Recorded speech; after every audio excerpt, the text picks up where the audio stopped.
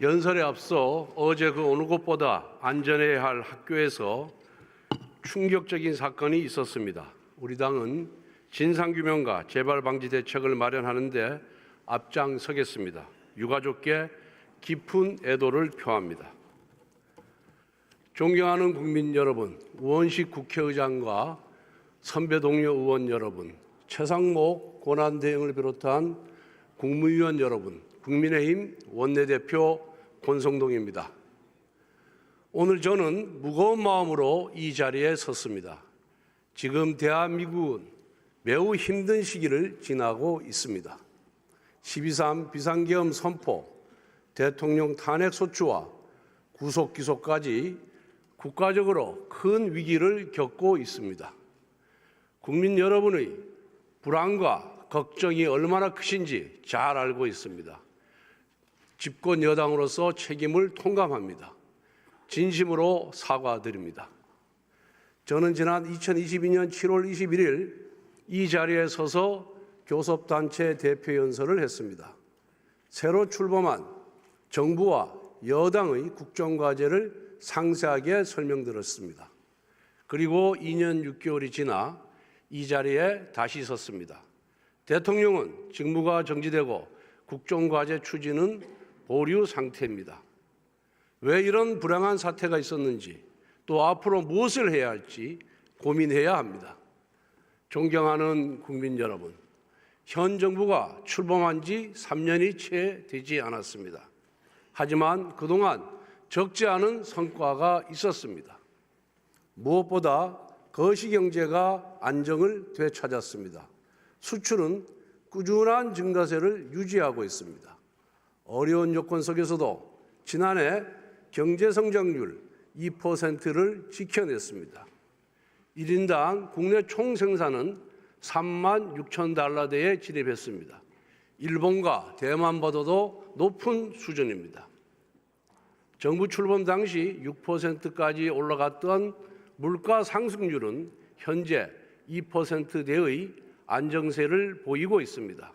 한편 문재인 정부 시기 국가 부채는 400조 원 이상 급증했습니다. 기어이 국가 부채 천조원 시대를 열었습니다. 이와 같은 악조건 속에서도 정부는 민생을 지원하면서 건전재정을 추진했습니다. 그 결과 대외의 신인도를 지켜냈습니다. 서민에게 큰 고통을 주었던 집값 폭등도 안정을 되찾았습니다. 적절한 주택 공급과 징벌적 과세 완화 정책 덕분입니다. 문재인 정부의 탈원전 정책을 폐기하고 원전 생태계를 복원하고 있습니다. 외교, 안보 분야에서도 괄목할 성과가 있었습니다. 문재인 정부에서 크게 흔들렸던 한미동맹은 역대 최고 수준으로 완전 복원되었습니다. 최악으로 치닫던 한일 관계도 정상화되었습니다. 한미일 삼각 협력을 강화하고 굴종적인 대북 정책에서 벗어났습니다. 강력한 힘에 의한 평화를 지켜나가고 있습니다. 이러한 성과는 민주당의 국정방해 책통을 뚫고 이룩했던 것으로 더욱 값지다고 생각합니다.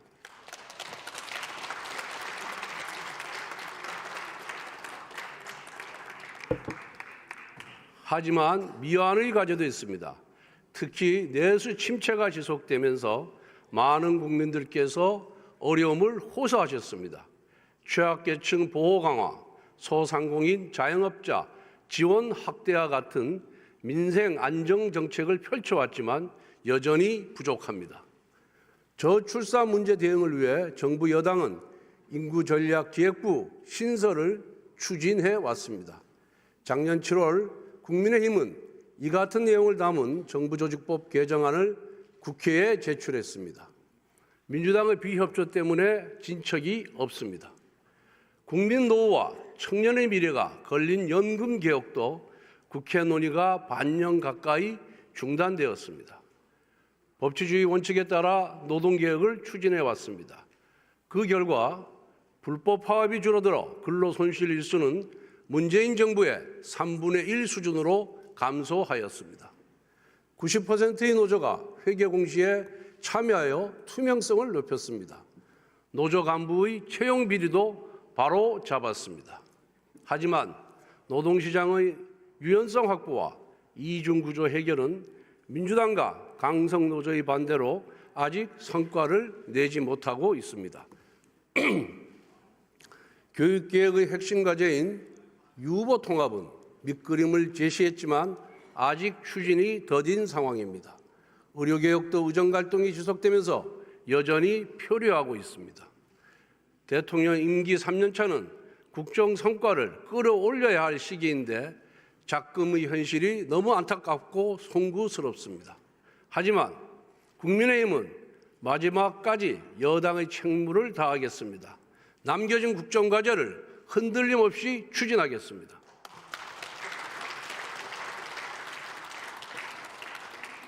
존경하는 국민 여러분, 지난 12.3 비상계엄 선포는 21세기 대한민국에서 납득할 수 없는 조치였습니다. 그런데 왜 비상조치가 내려졌는지 한 번쯤 따져봐야 합니다. 대한민국 정부 수립 이후 문재인 정부까지 74년 동안 발의된 탄핵소추안은 총 21건입니다. 그런데 윤석열 정부 출범 이후 거대 야당은 무려 29건의 탄핵소추안을 발의했습니다. 우리 헌정사에서도 세계 어느 나라에서도 이런 야당은 없었습니다. 더욱 기가 막힌 것은 탄핵소추 이유입니다. 이준석 방통위원장은 임명된 지 단 이틀 만에 탄핵되었습니다.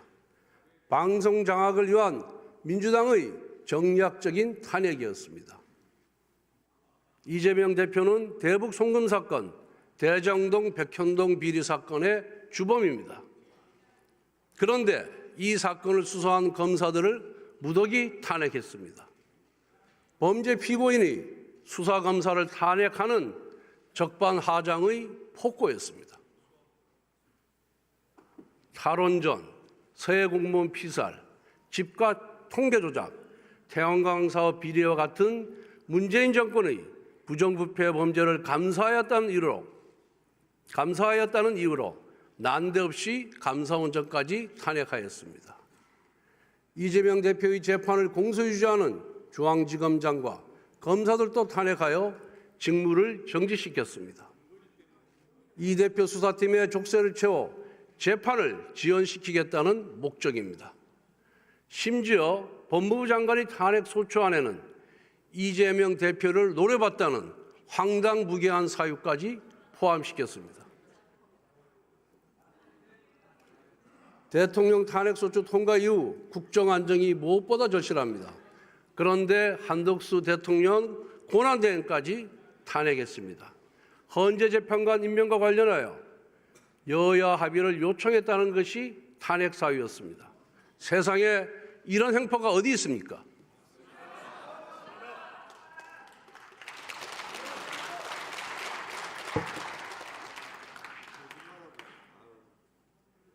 이것도 모자라서 민주당은 최상목 권한대행까지 탄핵하겠다고 시도 때도 없이 협박하고 있습니다. 여기에 더해 거대 야당은 현 정부 출범 이후 무려 23번의 특검법을 발의했습니다. 민주당이 발의한 특검법은 위헌적, 위법적 독소조항이 가득합니다. 그것도 여야 합의 없이 강행 처리하였습니다. 또한 야당은 예산 테러까지 했습니다. 민주당은 금년도 예산안을 대폭 삭감하여 단독 처리했습니다. 지역 상품권 1조 원 증액에 반대한다고 보복한 것입니다. 국회 청문회는 또 어땠습니까? 다수당의 힘으로 입법청문회, 청원청문회 열어놓고 온갖 기형적인 막말과 갑질을 보여주었습니다. 수많은 공직자, 기업인들을 불러서 마치 범죄자 신문하듯이 겁박하고 조롱했습니다. 청문회가 아니라 인신공격의 경연장이었습니다. 지금까지 대통령과 권한대행이 행사한 제의 요구권은 총 38건입니다. 이를 두고 민주당은 독선이라고 비판합니다. 불통, 독선 이미지를 낙인 찍는 전형적인 민주당의 수법입니다.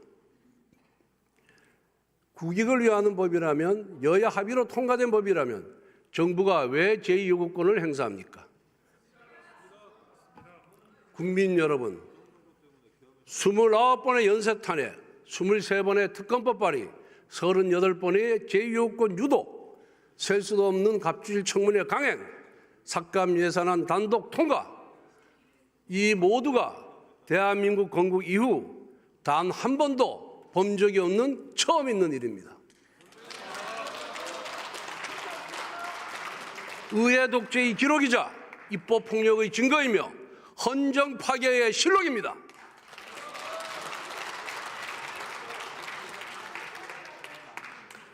민주당은 의회주의도, 삼권 분립도, 법치주의도 모두 무너뜨렸습니다. 국정은 작동불능 심정지 상태에 빠졌습니다. 단언컨대 지금 우리가 겪고 있는 국정 혼란의 주범, 국가위기의 유발자, 헌정질서의 파괴자는 바로 민주당 이재명 세력입니다, 여러분.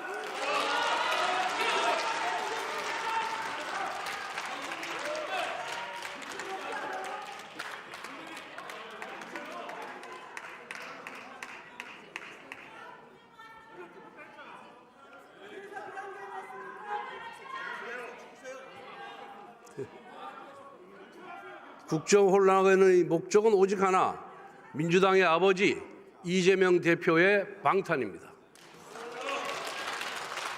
8개 사건, 12개 혐의, 5개 재판을 받고 있는 이재명 대표의 형이 확정되기 이전에 국정을 파국으로 몰아 조기 대선을 유도하고 이를 통해 대통령직을 차지하려는 정치적 모반입니다.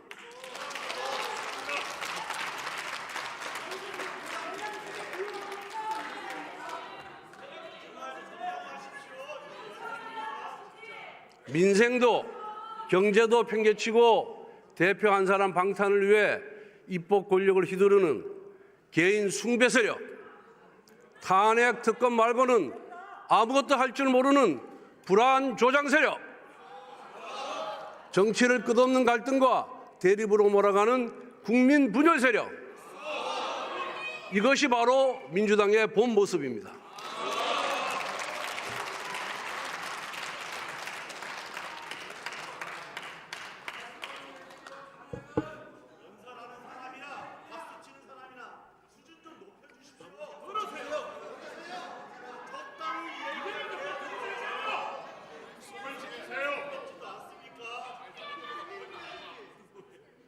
존경하는 국민 여러분, 대한민국에는 세 개의 기둥이 있습니다. 바로 자유민주주의와 시장경제, 그리고 한미동맹입니다. 민주당은 이 세 개의 기둥을 뽑아버리고 대한민국을 혼란과 쇠락의 길로 이끌려고 합니다. 한미동맹은 대한민국 외교안보의 근간이자 대한민국 번영의 밑거름입니다. 하지만 한미동맹의 역사가 순탄하지는 않았습니다. 80년대 운동권은 미제국주의 타도를 외치며 극단적인 반미투쟁을 전개하였습니다. 여기 계신 야당 의원님 중에서도 극렬하게 반미투쟁에 앞장섰던 분들이 있습니다. 이제는 생각이 좀 바뀌셨습니까?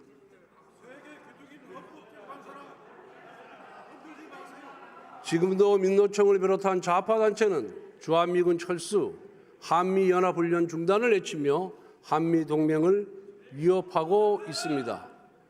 그런데 최근 민주당은 난데없이 한미동맹 지지 결의안을 발의했습니다. 이재명 대표도 한미동맹을 부쩍 강조하고 있습니다. 조기 대선을 겨냥한 위장전술입니다. 카멜레온의 보호색이 성조기 무늬로 바뀌었습니다. 지난 12월 7일 대통령 1차 탄핵소추안에는 자유민주주의 국가들과의 연대를 강화하는 가치외교가 탄핵 사유로 명시되었습니다.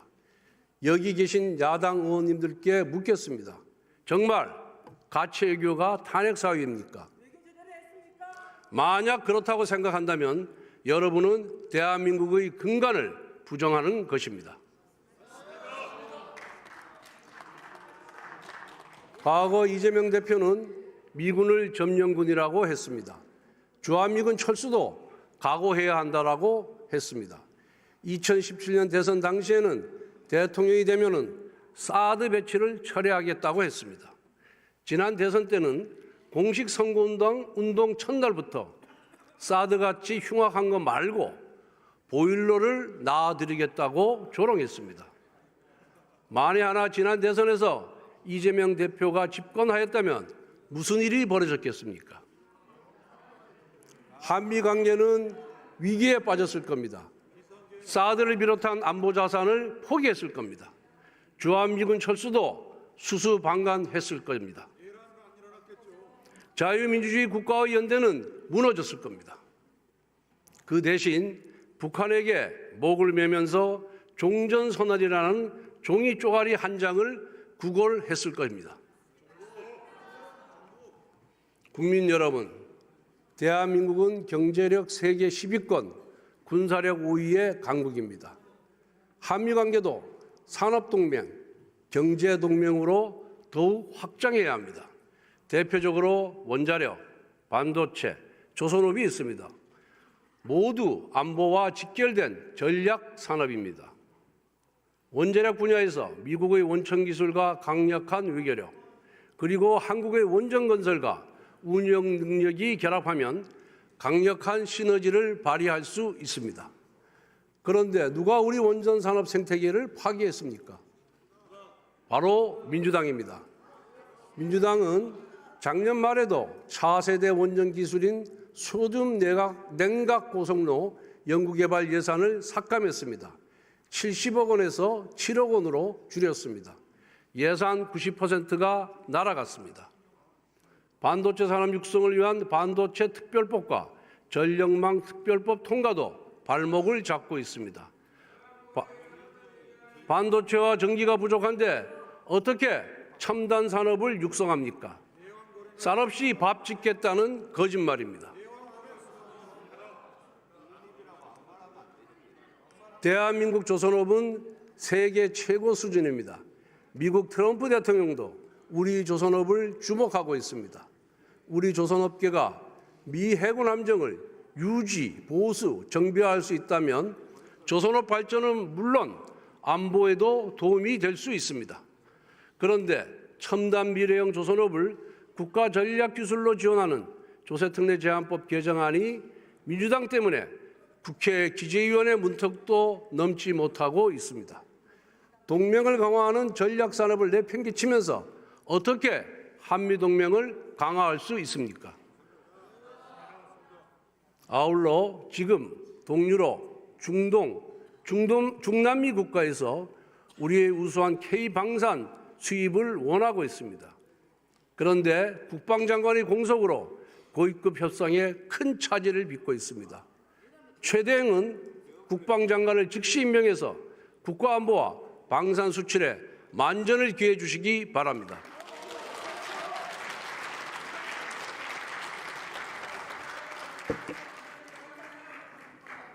존경하는 국민 여러분, 작년에 노벨 경제학상을 수상한 데런 에스모글로 교수는 대한민국이 번영하고 북한이 몰락한 원인이 경제제도의 차이에 있다고 했습니다. 대한민국은 국민의 사유재산권을 보장하고 노력에는 인센티브를 제공하며 혁신에는 보상을 주는 시장경제체제를 세웠습니다. 이와 같은 포용적 경제제도 덕분에 대한민국은 한강의 기적을 이루었습니다. 그런데 민주당이 발의했던 법안을 보면 반시장적이고 반기업적인 악법이 대다수입니다. 소위 노란봉투법은 불법 파업을 조장하여 산업 전반을 난장판으로 만들 것입니다. 국회 증언감정법은 국회가 마음대로 기업 구성원들의 개인정보와 기업의 영업기밀을 들여다볼 수 있습니다. 이것은 시장과 기업에 대한 정치 권력의 약탈입니다. 민주당은 그렇게 약탈한 전리품을 좌파 단체와 나누어 갔습니다. 민주당이 민노총, 전농 같은 좌파 단체의 입법 로비를 들어주면 좌파 단체는 민주당을 위해 정치 투쟁의 스크럼을 짜주었습니다. 민주당이 입법거리로 배를 불리는 동안 대한민국의 투자 환경은 지속적으로 악화되었습니다. 정부 발표에 따르면 414개 경제 관련 법률 중 형벌 규정이 무려 5,886개에 달합니다.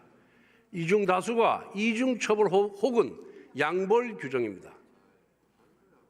주한미국 상공회의소 조사를 보면 한국에서 애국 기업들이 투자하기 힘든 이유가 예측하기 힘든 규제 환경이라고 합니다. 이처럼 반기업적인 투자 환경을 누가 만들었습니까?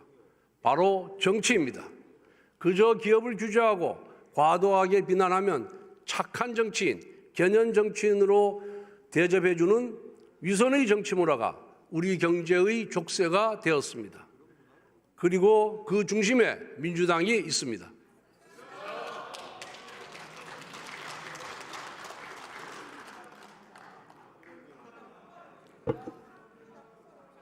상속증여세와 법인세 감면은 세계적인 추세입니다.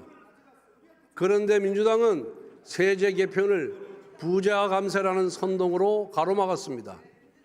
지난 2017년 민주당 대선 후보 경선 당시 이재명 후보는 영업이익 500억 이상 대기업 440개에 대해 법인세를 30%까지 올리겠다고 공언한 바가 있습니다.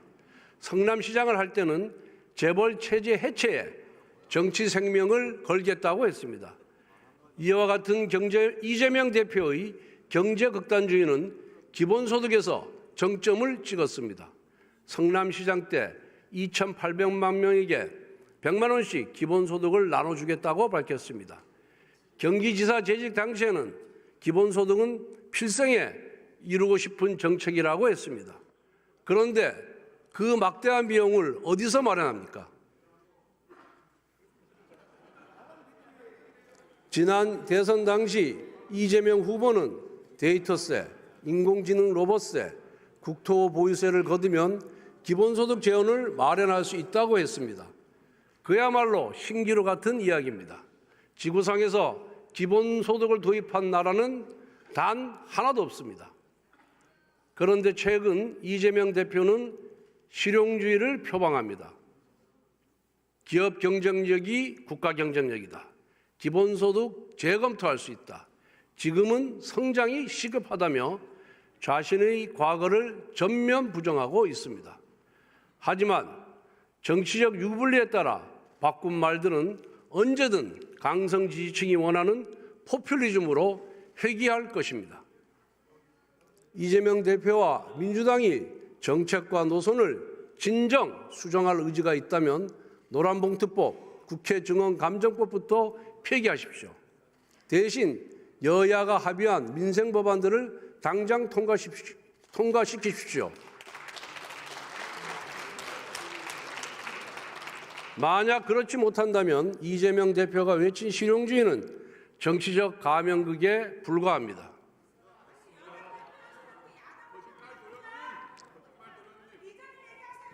존경하는 국민 여러분, 대한민국 자유민주주의가 위기에 봉착했습니다. 이미 민주당은 지난 2018년 헌법 제4조에 규정되어 있는 자유민주적 기본질서에서 자유를 삭제하려다가 실패했습니다. 이것은 자유민주주의에 대한 야당의 강한 반감을 상징적으로 보여줍니다. 최근 민주당은 인터넷 커뮤니티 카카오톡을 통해 소위 가짜 뉴스를 유포하면 일반인도 고발하겠다고 선언했습니다.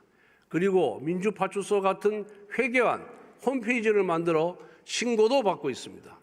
당 대표가 검사를 사칭하더니 당은 경찰을 사칭하고 있습니다.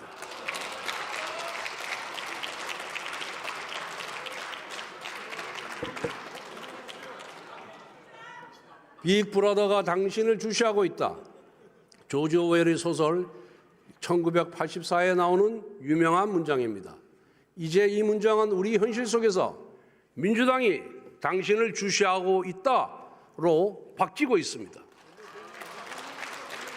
민주당의 검열과 본능은 여론조사업체 관리법안, 언론재갈법, 언론사에 대한 광고 압박에서도 볼 수 있습니다.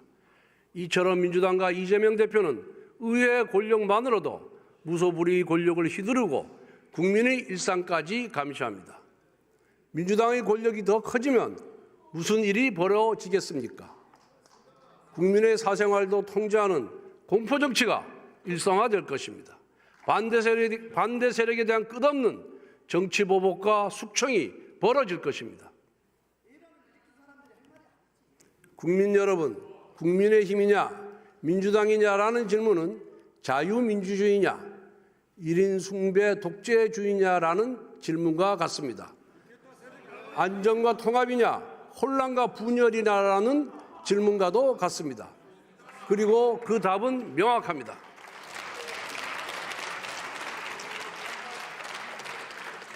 존경하는 여야 의원 여러분, 파도를 탓하지 말고 바람을 없애라는 옛 말씀이 있습니다. 문제의 근본 원인을 찾아 해결하라는 뜻입니다. 저는 우리가 겪고 있는 정치 위기의 근본적인 해결책은 개헌이라고 생각합니다. 87년 체제 등장 이후 5년 단임제 대통령 8명이 있었습니다. 그중 3분이 탄핵소추를 당했고 4분이 구속되었습니다. 이것은 개인의 문제를 뛰어넘은 제도 자체의 치명적인 결함입니다. 이제는 악순환의 고리를 끊어버릴 때가 되었습니다. 문제 해결의 핵심은 권력의 분산을 통한 건강한 견제와 균형의 회복입니다. 대통령에게 과다한 권력이 집중되면 대권을 차지하기 위한 여야의 경쟁은 사생결단이 됩니다. 극단적인 정쟁이 대통령 임기 5년 내내 계속됩니다. 또한 지금처럼 야당이 의회 권력을 장악하면 대통령의 실패가 야당 집권의 길이 됩니다. 그렇기 때문에 사사건건 국정 운영을 방해하고 파국으로 몰고 갑니다. 이러한 권력 구조 하에서 정상적인 국정 운영은 불가능합니다. 그래서 대통령은 재앙으로 시작해서 식물로 끝납니다. 국회는 4년마다 최악이라는 평가를 반복합니다. 이제는 제왕적 대통령의 권력을 분산하고 제왕적 의회의 권력 남용도 제한할 수 있는 구조를 고민해야 합니다. 국회의원 선거법 개정도 전향적인 검토가 필요합니다.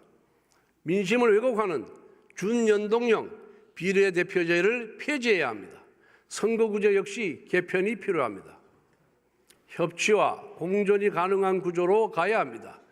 선거 일정을 합치는 것도 중요합니다. 지금처럼 대선, 총선, 지방선거를 모두 따로 실시하면 국력은 낭비되고 책임 정치를 구현하기 힘듭니다. 수많은 국가 원로와 언론계, 학계가 개헌을 주문하고 있습니다. 국민 여론 역시 개헌이 필요하다고 합니다. 이제 남은 것은 국회의 결단입니다.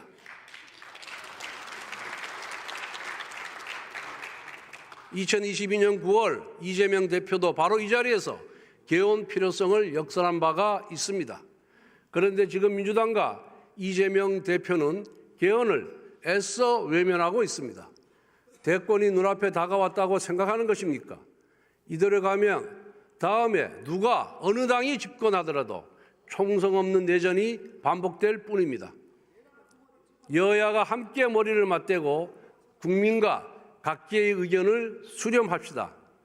우리 자신의 임기조차 단축할 각오로 최선의 제도를 찾아봅시다.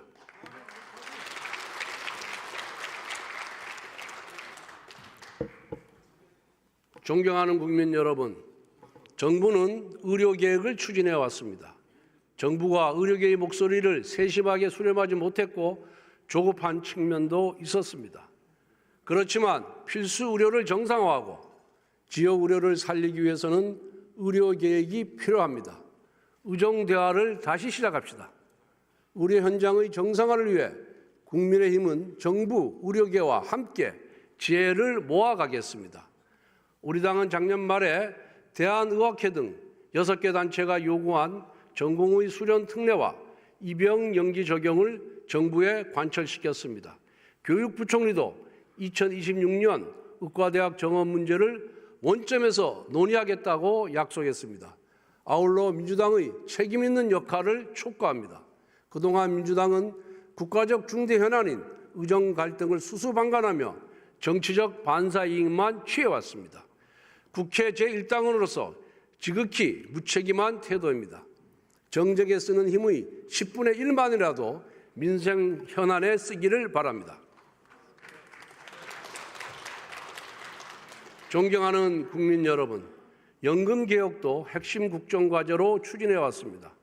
작년 9월 정부는 연금개혁안을 국회에 제출했지만 지금까지 국회 논의는 중단되었습니다.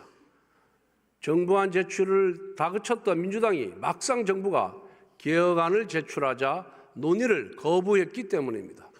그랬던 민주당이 갑자기 논의를 다시 시작하자고 합니다. 보건복지위에서 모수개혁부터 하자고 주장합니다. 민주당의 주장대로 구조개혁을 빼고 자동 안정화 장치도 없이 소득 대체율을 45%까지 올리는 모수개혁만 한다면 국민연금기금 고갈 시점이 고작 8년 정도 늦춰줄 뿐입니다. 그렇게 되면 미래 세대에게 엄청난 재정 부담을 떠넘기게 됩니다. 우리 세대가 좀 더 혜택을 누리자고 우리 청년들에게 빚더미와 암울한 미래를 물려주면 되겠습니까?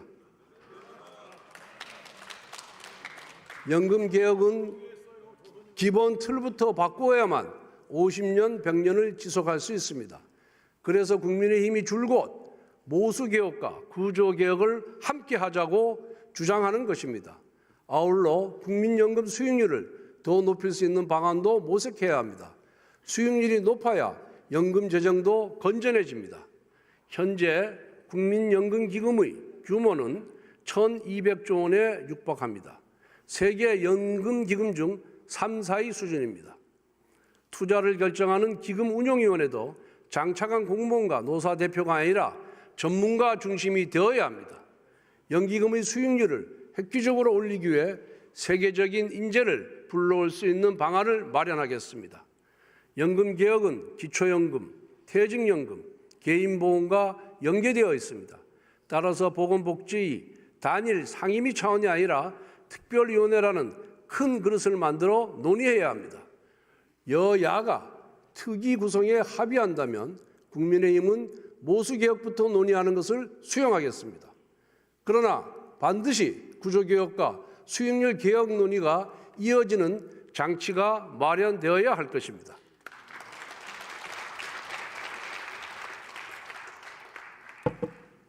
존경하는 국민 여러분, 민주당은 불과 한 달 전에 금년도 예산을 4조 원 넘게 삭감하여 일방적으로 처리했습니다.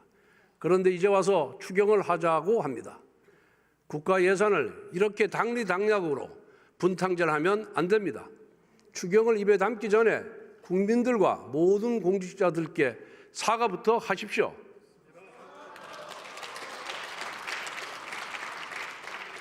우리 당은 추경 논의를 반대하지 않습니다. 하지만 분명한 원칙과 방향이 필요합니다. 민주당이 일방적으로 삭감 처리한 올해 예산안을 원상 복원하고 보완해야 합니다. 지역화폐와 같은 정쟁의 소지가 있는 추경은 배제하고 내수회복, 취약계층 지원, AI를 비롯한 산업 통상 경쟁력 강화를 위한 추경으로 편성해야 합니다.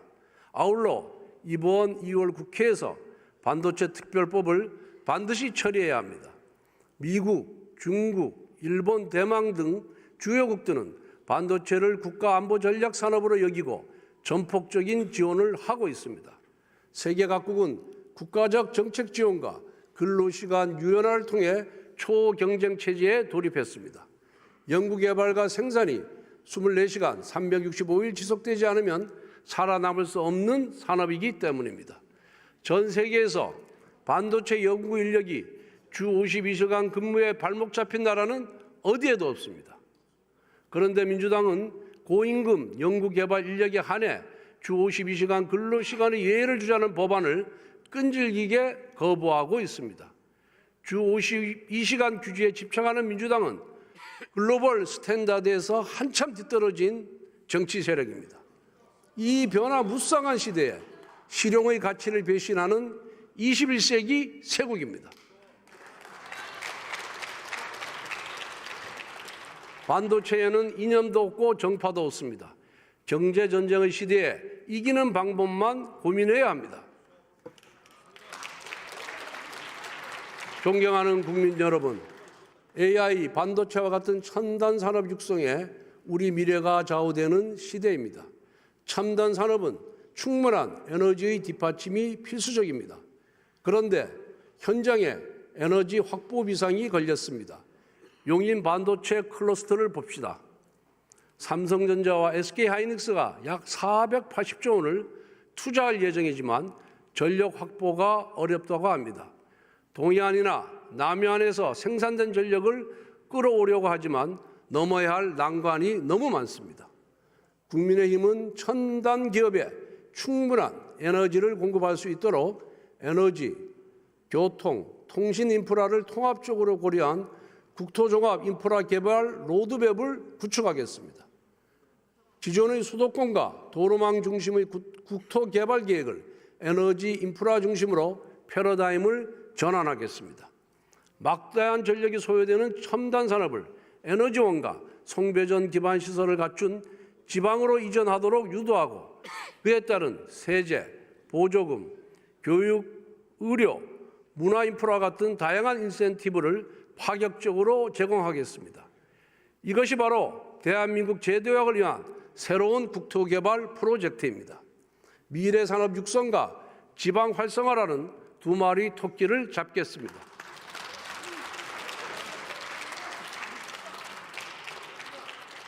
존경하는 국민 여러분, 올해는 광복 80주년이 되는 해입니다. 지난 80년 우리는 도전과 성취의 역사를 써왔습니다. 식민 지배와 전쟁의 폐허 위에 나라를 세우고 도로를 닦고 공장을 만들었습니다. 가난 속에서도 학교를 건립하여 아이들을 가르쳤습니다. 그렇게 자란 아이들이 산업화와 민주화의 역군이 되었습니다. 대한민국은 식민지를 경험한 나라 중 유일하게 산업화와 민주화 모두 성공한 나라가 되었습니다. 작년 10월 노벨 경제학상을 수상한 사이먼 존슨 교수는 수상 발표 직후 기자회견 일성으로 이렇게 밝혔습니다. 한국 경제를 보라. 성공한 국가의 모범 사례다. 동료 의원 여러분, 우리는 선배 세대로부터 좋은 나라를 물려받았습니다. 그런데 우리는 후손에게 좋은 나라를 물려줄 수 있겠습니까? 지금과 같은 정치가 계속된다면 우리는 받은 만큼 돌려줄 수가 없습니다. 여기 계신 여야 의원님들 대부분 자녀가 있을 것입니다. 우리가 정책과 노선은 달라도 자녀를 위하는 마음은 똑같습니다. 그런데 지금 우리는 어떻습니까? 정작 자녀와 미래 세대를 위한 개혁은 외면하고 있습니다. 성장 동력 회복과 경쟁력 강화, 노동개혁과 연금개혁까지 우리 시대에 주어진 과제를 해결하지 못하고 있습니다. 수명을 다한 87년 헌법제재의 개편도 말만 무성합니다. 그런데 한 걸음도 떼지 못하고 있습니다. 건국 이후 가장 많은 혜택을 받은 우리 세대가 꺼져버린 성장 엔진과 빚더미가 된 국가재정, 극단적인 정쟁과 분열만 반복하는 나라를 물려주지는 않을까 너무나 두렵습니다. 모범적인 압축 성장의 신화를 쏜 우리가 벌써 쇠락의 길로 들어선 것이 아닐까 정말 두렵습니다. 이제 그동안 미뤄왔던 중요한 과제부터 시작합시다. 민생경제의 활력을 불어넣을 역점 법안들, 대한민국의 재도약을 위한 4대 개혁, 저출산 극복을 위한 범국가적인 대책 수립, 극단적 대결 정치를 극복하는 개헌부터 제대로 논의합시다. 우공이산의 고사처럼 작은 성과라도 쉬지 말고 쌓아갑시다.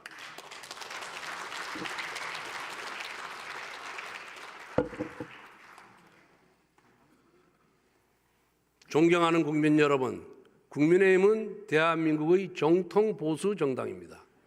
저는 대한민국의 건국과 산업화 그리고 민주화를 이끌어온 보수 정당이 자랑스럽습니다.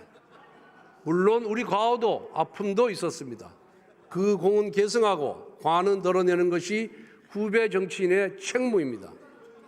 온갖 고난 속에서도 대한민국의 번영을 이끌어온 선배들처럼 이 시대의 과제를 해결하도록 노력하겠습니다. 대한민국을 떠받치고 있는 세계의 기둥, 자유민주주의와 시장경제, 그리고 한미동맹의 소중한 유산을 반드시 지켜내겠습니다. 다시 한번 힘차게 전진하는 대한민국을 만들겠습니다. 경청해 주셔서 감사합니다.